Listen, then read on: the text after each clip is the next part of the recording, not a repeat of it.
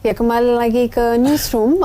Pemirsa, Pak Muhayar sudah dikonfirmasi dari Presiden bahwa ibu kota kami akan dipindah ke Kalimantan Tengah. Terkait realisasi pemindahan ibu kota sendiri, hal apa yang harus mungkin diperhatikan pemerintah daerah Jakarta saat ini? Saya kira kalau pemindahan ibu kota itu kan urusan pemerintah pusat. Kalau Jakarta dia akan menjadi satu pusat bisnis atau dia tetap sebagai ibu kota, pada prinsipnya legislatif Jakarta welcome saja.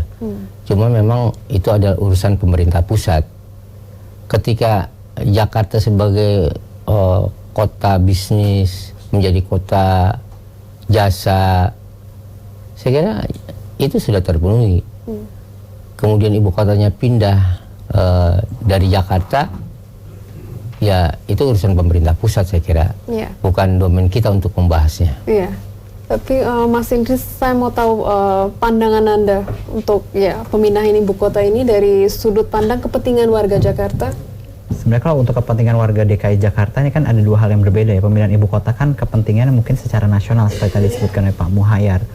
Jadi kalau saya pribadi melihat pada prinsipnya setiap kegiatan atau setiap rencana pemerintah harus disertai dengan rencana-rencana yang memang terukur dan matang. Ketika itu sudah terpenuhi, kami fungsinya adalah melengkapi dalam rencana itu porsi kami di mana, kewenangan kami di mana. Contohnya misalnya ibu kota berubah, artinya dalam konteks pemerintahan kita tidak lagi disebut ibu kota, ada kewenangan dan hak yang kami dapatkan dahulu sebelumnya pasti akan berubah.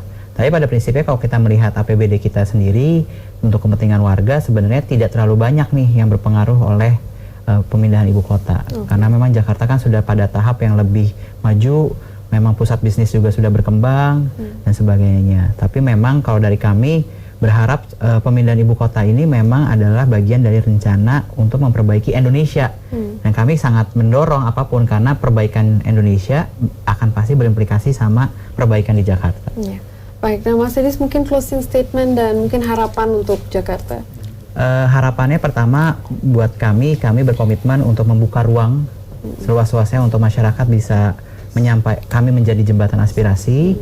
Terus dari sisi masyarakat kami mendorong juga untuk berpartisipasi terhadap proses pemerintahan. Karena kami dari pemerintahan pasti tidak bisa berjalan sendiri. Kami butuh masyarakat, kami butuh banyak pihak untuk membantu kita sama-sama mengawal ibu kota yang kita cintai ini. Nah, baik. Dan Pak Muhayar mungkin harapannya untuk Jakarta. Pertama, tentu saja saya mengucapkan terima kasih kepada warga Jakarta yang telah bersama PKS akan membangun Jakarta. Doakan kami agar terus bersama rakyat untuk membangun Jakarta dan